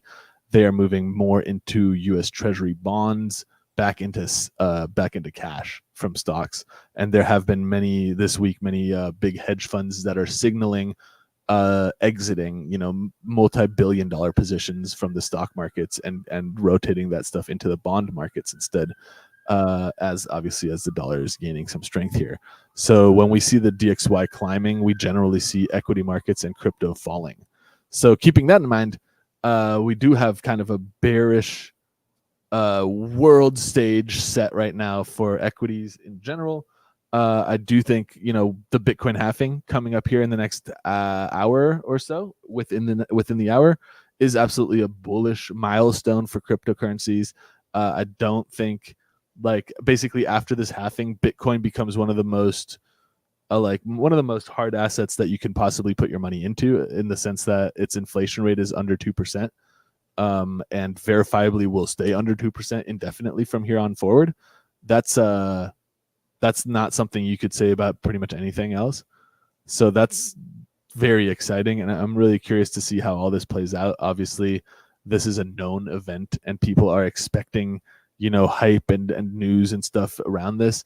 And my ideal kind of scenario here is that we see a bit of a pullback, followed by finding support and then a breakout where we see Bitcoin moving to its kind of targets that we were laying out for this bull run, which would be over the coming weeks or months, then taking us to $150,000 or something, before pulling back a bit and then having the altcoin markets have their pump, which is generally the alt season that people expect after a Bitcoin run. So that's still the ideal scenario I'm hoping for. We still haven't broken that model yet. So even when we do get pullbacks like this, it's nice to zoom out to the weekly chart and see, not only are we dramatically above the trend line, we're also basically making new all-time highs here. So this is still very, very bullish. And even though the last 2 weeks or so felt a little bit chunky and sell-offy, this was not unexpected, because look at the previous few months. We've been running up, we had a 200% run up. It's only expected to see similar pressures that's driving us up, accumulating on the opposite side of this, and those pressures need to release in the sense of these kind of cool off movements. So even here, where we saw the SRSI cooling all the way off, even though the price was just flatlining, that's kind of what I'm expecting here too, is more or less flat, maybe choppy up and down movements here while we cool off and then build another base to do the next push up. Again, I think some of this is going to be contingent on world events, but let's keep an eye on it.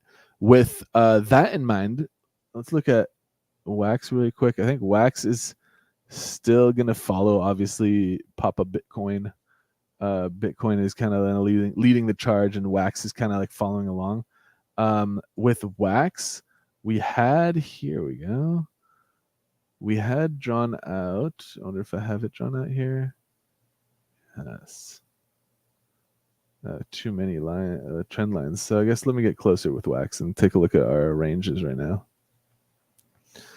So with Wax, look at this. We actually fell back.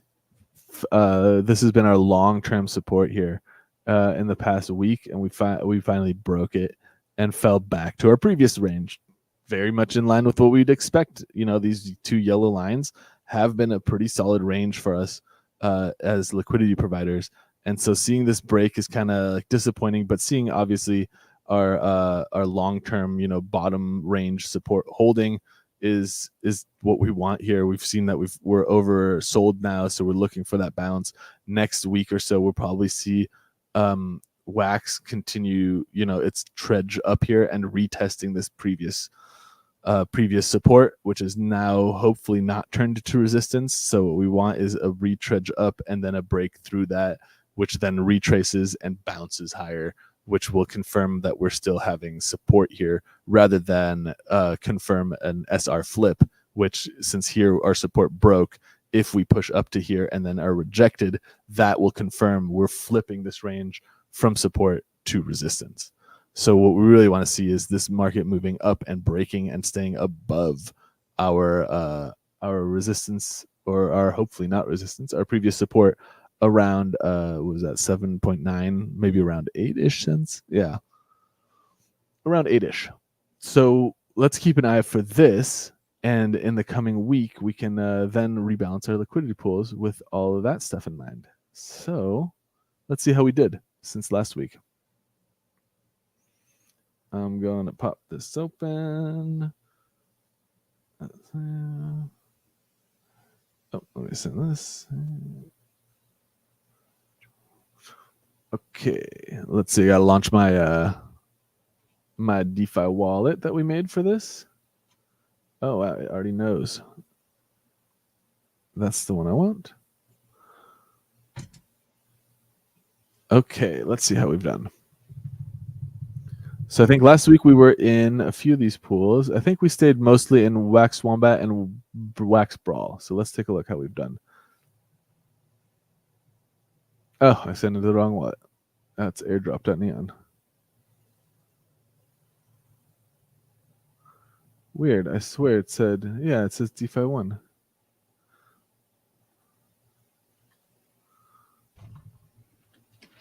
Let's see. I swear I sent into the same wallet a second ago too. Nope. Okay, maybe I didn't. All right. So last week, yeah, we've made these two pools. We broke one of these up into two separate pools to kind of have a more targeted liquidity. These both were the same amount of wax. So this is actually kind of fun to see here because our Wombat price seems to have climbed in terms of wax. Our liquidity here has become asymmetric. And you see we're more in wax, 227 versus 106, compared to our infinite range, which is going to be completely symmetrical. 172, 171. It's basically symmetrical. So by setting a targeted liquidity range, this kind of gives a nice illustration of what happens. You're not just compounding. So you're not just compounding the fees that you're earning and increasing that amount, because you can see, again, we used about the same amount of value in both of these pools.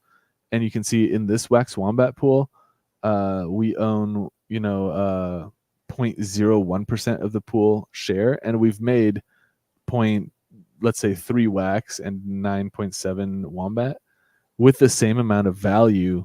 At the same time, we own 0.07%, so 7 times the share of this pool.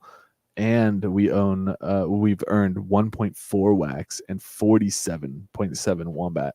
So, 6 to 7 times the yield as well.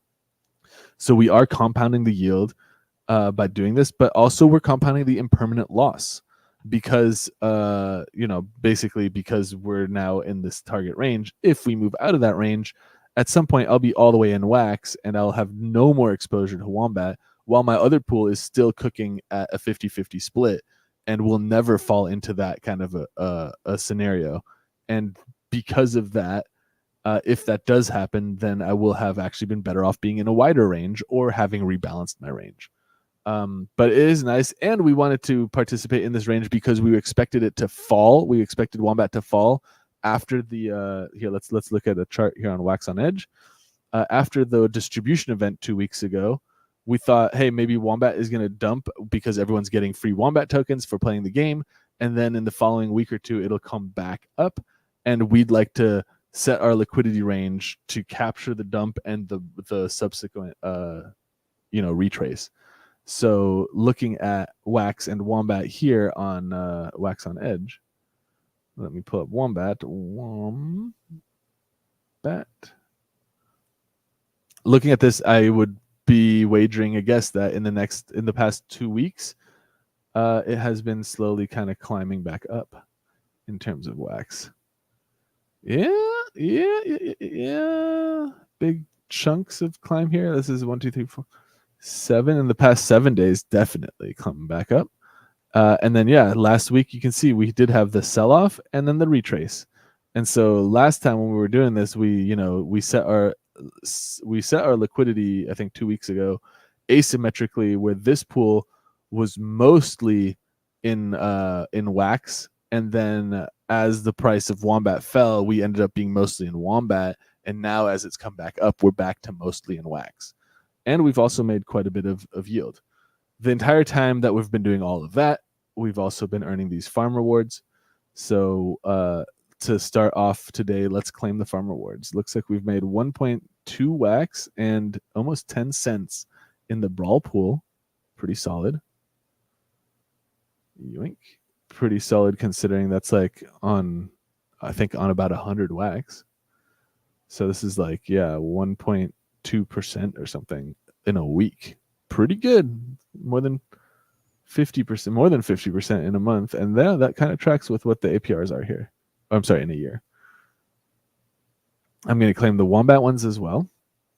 Bam. And then I also have, this is what we had been doing with the claimed rewards, is we're adding them to this Wax USDT pool, which is also making us Wax and USDT. Not a whole lot here, but let's just claim it anyway. We're claiming all our rewards. Oh, and then I totally forgot, and I've now wasted some CPU by making this 3 separate transactions like a total loser. But up here, there is a claim all rewards button, which my camera is kind of blocking at the moment, but it's this green button underneath my camera here. So and then you can see if you mouse over, it actually tells you what rewards you have that will be claimed. Either way, that would have turned it into a single transaction. I wouldn't have had to use 3 transactions, which isn't a big deal because I have a decent amount of wax staked. But if you don't, then it's nice to be able to consolidate the CPU usage. Anyway, now that we've claimed our wax, the next thing I want to do is I'm happy still with these pools. I still like these ranges, and I want to continue to farm them into the next week. You can see that we're starting to run a little bit low on room in this one. We only have 11% on the upside of Wombat, but our goal is to make more wax. And if we do move more than 11% in a week, then we will end up 100% in wax with this pool, and that's totally fine by me. So let's stay in that pool. The only thing I want to do is claim the rewards from this as well. So I'm going to claim the LP farm fees that we've earned. So now I have claimed from the farms wax and USDT, and from my LPs I've claimed wax, Wombat, and Brawl. And what I'm going to do is I'm going to take the wax and the USDT that I claimed from the farms, and I'm going to just compound it straight into my here you go. So you can see we made almost 1 wax with the Brawl pool. Not bad. Definitely making more in the Wombat one, in the targeted liquidity. That one's been our most aggressive earner as far as the fees that we're earning. So here's the next step I'm going to compound what we've been earning. So I'm just going to click on this pool, increase liquidity, and see, do we have enough? Yeah, we totally have enough. So I can add our USDT and it'll ask for a counterpart in wax. The remaining wax, let's just do the new thing here. We have 6.4 something. Let's take this to the staking page. /stake.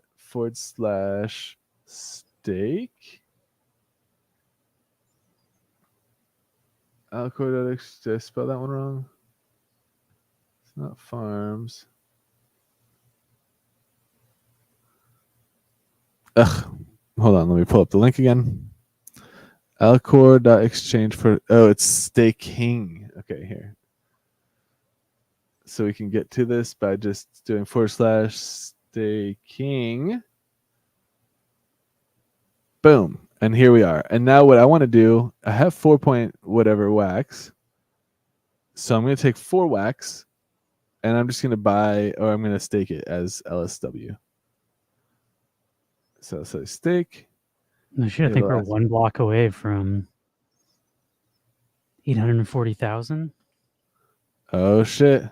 We can watch the halving happen live here in a second. Okay, I'm just giving different info. For now, for this week alone, I want to just hold this liquid stake wax in our wallet and see if it's going to be worth more than 4 wax next week. And if it does, then great. We'll know that it's working the way it should. Until then, let's just leave it at this. Next week, maybe we'll use the liquid stake wax and pair it with wax and create a liquidity pool, and then compare that performance over this week's performance of simply holding liquid stake wax. So with all of that said, I think we're set here with our wallet. So moving into next week, I'm just going to go back to the earn pool. I've added some LSW. So for wax, we've done liquid staking with the new protocol that we just looked over today. We're leaving all of our farm ranges the same. We claimed the rewards. We compounded into the wax USDT pool, which all of this pool is entirely funded by rewards. And you can see we've already made 24 wax worth of the rewards there. So let's do that. That's great. And then lastly, we looked at the crypto markets and we saw, a bit of a sell-off in wax. We're looking for it to, it looks like we're finding a bounce on our previous, bottom end of our support range here, which is kind of where we'd expect to find it. So now what we're looking for in wax is a push back to around 8 cents and hopefully beyond 8 cents. We don't want to be rejected here. We don't want to confirm an SR flip where we're flipping support into resistance. So keeping an eye on that is going to be kind of what I want to do for next week for wax. And obviously the rest of the market, the Bitcoin halving coming up now. Let me swap over to Lewis's screen and see if I can catch the halving live on air here. I feel like these aren't super accurate, these countdowns. But I have a Bitcoin. No. Oh, it looks like it happened. Oh, yeah. Let's verify. I'm calling it live. That was live. We did it live, baby. Open a couple of blockchain explorers and see if they all give us the same thing. Yeah, 840,000. Oh, this one says 840,001. We're 2 blocks back That's old to news. back. That's quick. We'll do it live. Fuck it. What did I see? Random King. We saw the Bitcoin block rewards get cut in half. Live on air, baby. This is, yeah. It's officially halved. That's a boatload of Bitcoin that no longer get minted every 10 minutes. There's new Bitcoins that are created out of nothing. And that amount of new Bitcoins has now been dropped to less than 2% of the total Bitcoins each year. Very, very good. And from now on, moving forward, Bitcoin's inflation rate, like hard inflation rate of actual Bitcoins in circulation, will never exceed 2%. It makes Bitcoin quite a hard asset by any metric, I would say. But obviously, it's still very much a digital asset and a fringe kind of like asset class. Your boy Kevin just lost lots of money. Give me different info. Different block heights. Fucking accurate. This one says no. It's definitely 840,001. Has it happened already? I could check. I have a full node on. Oh wait, no, I have to resync it. So what is supposed to be happening less, the volume, or what is supposed to be having? It's just the amount of new Bitcoins is like half. So the minting, like each block reward is cut in half now. I wonder where that would be. Is that fee rate? Nope. The fee rate is based on how many transactions are waiting to be confirmed. So that should be happening. Total fees. Let's see.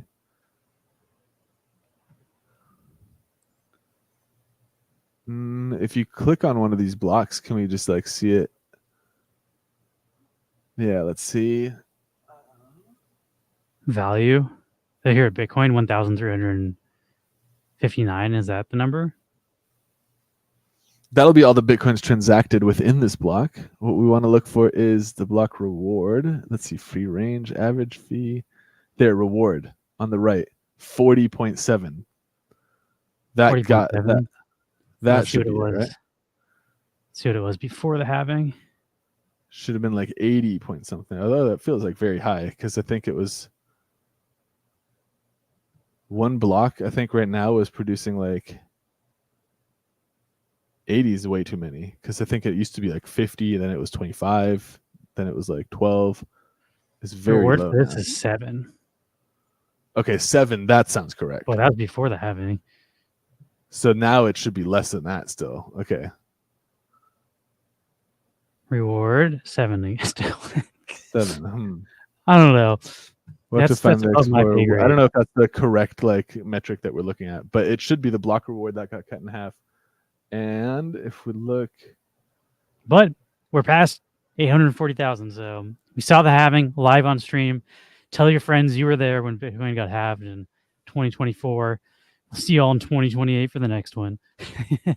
yeah, it cuts down every 4 years. It gets cut in half. The block reward's 6.25 Bitcoin per transaction. So that's 7 point whatever for, I think that's it. It's 6.2 plus all the fees that people paid for the block. Like the 1,800 whatever Bitcoin that were in that block, all the fees add up to the additional one whatever Bitcoin over 6.25. But right now, 6.25 is every 10 minutes, 6.25 new Bitcoin are created. Boom. Got a giveaway for 1 million wolf. Exclamation point neon on your wallet. They're probably going to wrap the stream up pretty soon here. Yeah. I'm not on stream tomorrow. Tomorrow's our... I could be down. Hopefully we have like a new artwork we can drop people too. Yeah, That'll be fun. Supposed to hopefully have a new artwork we drop tomorrow, and then we have a bunch of off the rails videos. So maybe we stream, do the art drop, and then watch our off the rails videos tomorrow. Do a Saturday stream. Nice. That'd be fun. That's That'd what be a bit, I said no off the rails. I think we're do it tomorrow if you can wait.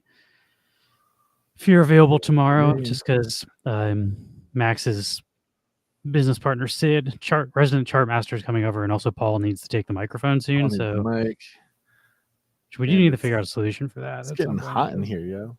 Fucking yeah! I opened my second window in here. I wore pants today like a goon. I should change to shorts. I'm barefoot in shorts. I'm rocking it. I gotta catch up. I feel like the other Zoom should work as an audio interface. So I feel like I think I'm gonna try it out after I give Paul. I'm gonna see if he needs both of them. I don't know if he needs them both. I know he takes them both each time. I mean, I also literally that's mine, and I bought it so we could podcast together. So I didn't buy it so Paul could go do comedy shit. Like, so if it's getting in the way of our streaming, I feel like buy your own. But yeah, if the other one works too, I'm pretty sure the other one works. I just don't know why it wasn't recognizing. I'll try it again. I also have see if Paul needs them both. This one is also works as an audio interface if you plug it in. So like we have 3 fucking Zooms and they should all work as audio interfaces. So we should be able to figure out a way that we can all have the one we need. Gotcha. I think so too. Right. Let's do this giveaway and wrap it up.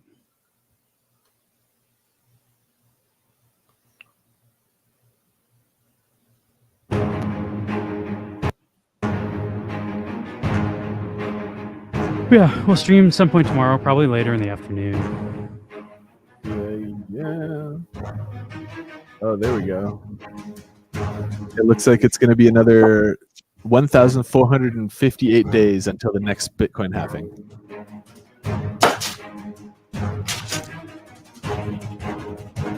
Oh shit, Fat Boy D still in it. 1,000 how many days? 1,100? 1,458 days. 7 hours and 49 minutes. 4 years? I think it is, right? Is it? It's 365. Like 1,300 and something. Yeah, 4 years is 1,460, and it's 1,458. So it's just under 4 years. Yeah. Nice. Oh, you almost had that second million. Congrats to Mahala. Damn, just got yeeted.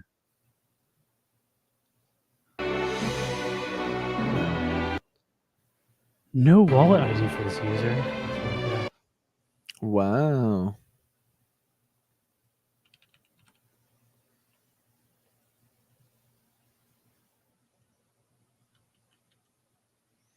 I think there's a Counter-Strike tournament happening right now too.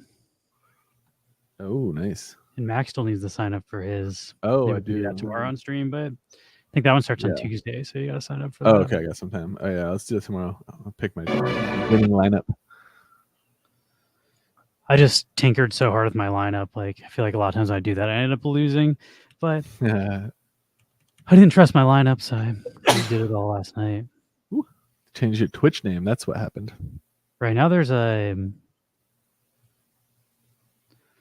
like a North American and South American tournament happening. So I think the North American qualifiers might be happening tonight. Get to see Team Liquid play again.